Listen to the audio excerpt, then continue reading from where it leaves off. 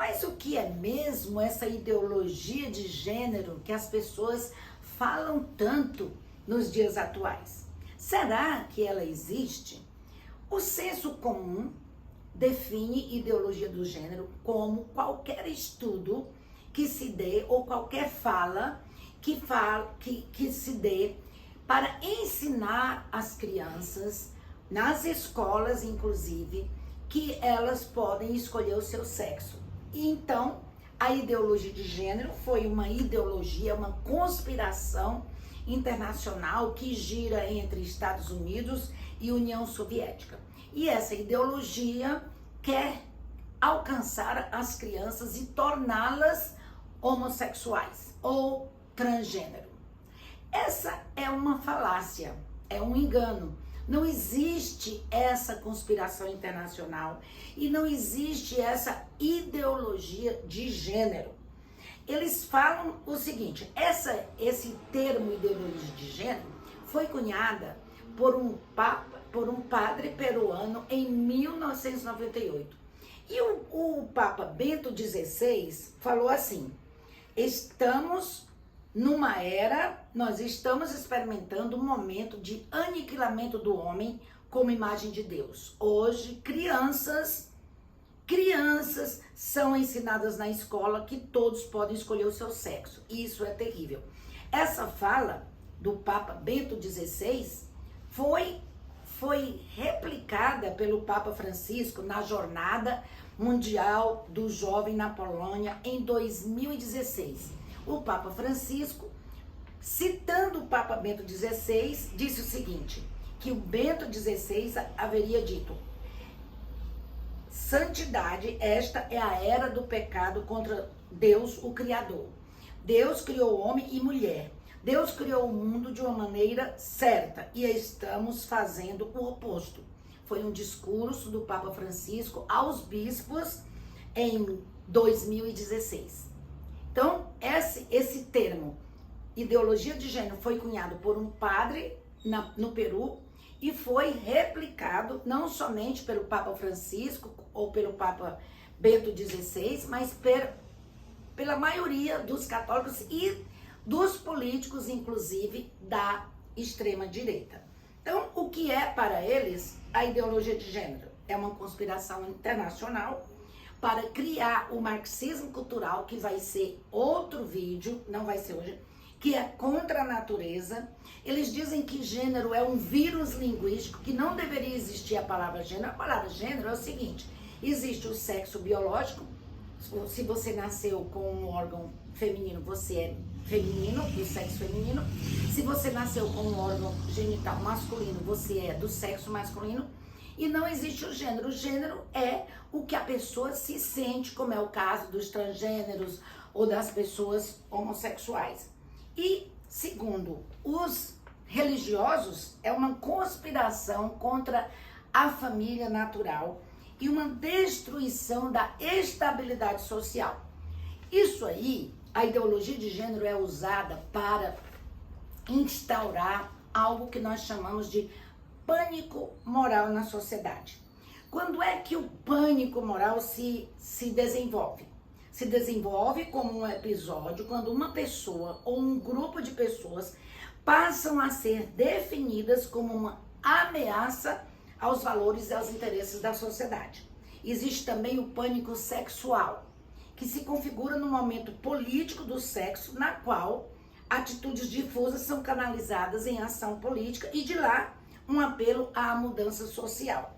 Então, o que é que acontece com a instauração do pânico moral na sociedade? Primeiro, a instauração do medo, a instauração da ameaça de destruição social, a instauração moral do gênero, especialmente a ameaça às crianças, que é o centro da família. Então eles desenvolvem hostilidade, uma raiva moral e uma demonização contra os atores sociais. Que atores sociais? Pessoas que agem na sociedade para mudar a ordem das coisas ou para alegar os seus direitos, como por exemplo, são demonizados os gays, as feministas e como é que a gente dissemina o pânico moral e sexual na sociedade. Primeiro, colocando uma culpabilidade.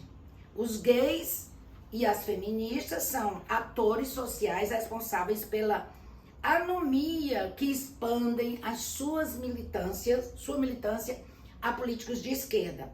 Então, as pessoas de esquerda ou as pessoas que valorizam os direitos humanos são chamadas de esquerdopatas, são chamadas de petistas.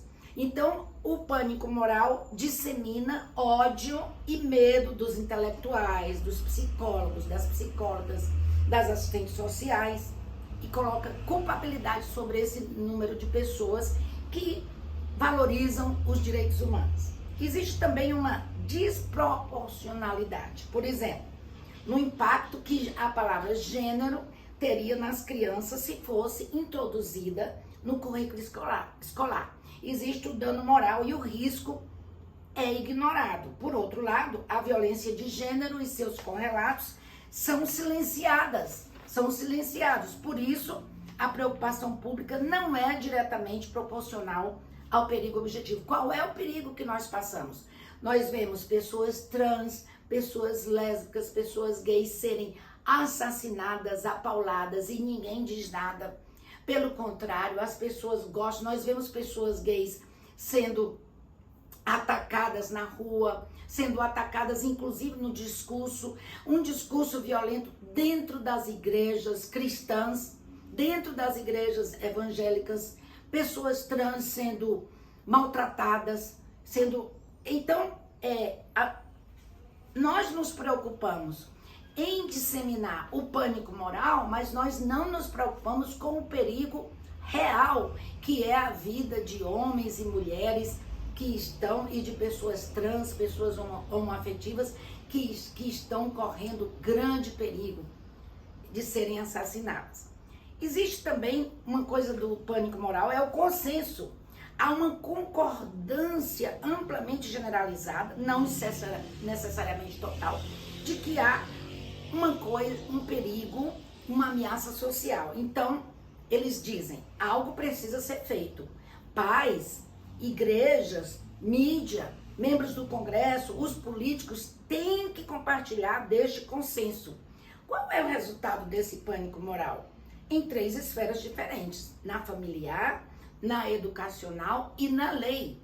Lembro-me quando em 2011 o Brasil ia votar a favor dos direitos civis dos homossexuais, quando houve uma grande comoção, não somente no Brasil, mas na época o Papa Bento XVI disseminou mandou cartas para médicos, para legistas, para profissionais católicos para que impedissem que o casamento entre pessoas do mesmo sexo fosse consentido. Não somente no Brasil, mas no mundo inteiro se espalhou esse pânico moral de que iriam destruir as famílias. Como também o pânico moral dizendo que o governo do estado de São Paulo ou o governo federal colocaria cartilhas ensinando as crianças a muitas fake news, ensinando as crianças a mudarem de sexo. Como sexóloga, eu quero dizer para vocês o seguinte: ninguém muda a sua sexualidade através de ensino. Não pega porque não é doença, não contagia. O fato das crianças conviverem ou respeitarem as pessoas homossexuais, as pessoas transgêneros, não quer dizer que o seu filho ou a sua filha vai, entre aspas, virar homossexual. Porque a homossexualidade é inata, é inerente ao ser humano. Outra coisa que eu gostaria de chamar a atenção sobre pânico moral sobre banheiro unissex. Gente, quando eu estudei lá fora, fiz 1 ano de bolsa doutorado sanduíche em Princeton, nas universidades nos Estados Unidos e nas universidades em países civilizados, todo andar tem o banheiro masculino, o banheiro feminino e o banheiro para todos, que é uma proteção para as pessoas trans, não serem estupradas, não serem uma proteção, eu vou entrar no banheiro unissex. Isso é a coisa mais comum há muitos e muitos anos em vários países do mundo. E é a coisa mais comum. Eu me lembro aqui em São Paulo, na PUC, quando foram inaugurar o banheiro, que eu acho que o nome não é nem unissex, eu não me lembro do nome, mas é o banheiro para todos. Existe no mesmo andar o banheiro feminino e o banheiro masculino, você escolhe.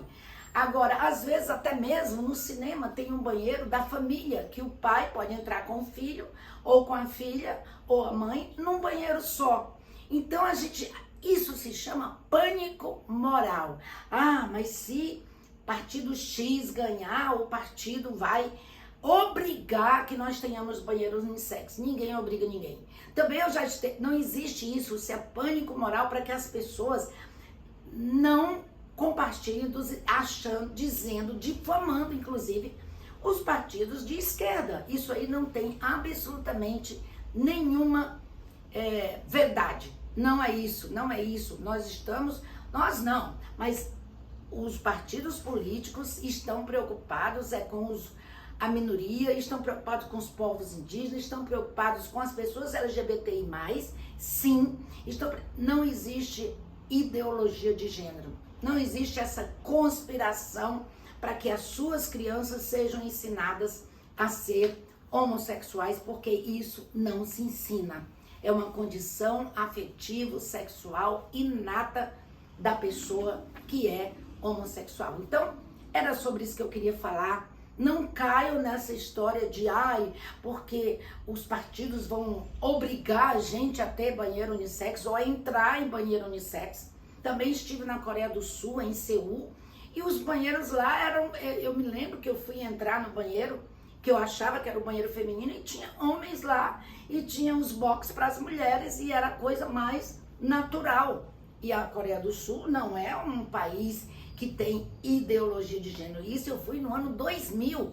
Nós estamos em 2022 e há 22 anos lá já existia um banheiro que era coletivo, que não é modismo. Então, vamos parar com essa história, vamos tomar cuidado com esse pânico moral que está sendo instaurado na nossa sociedade e vamos respeitar a diversidade.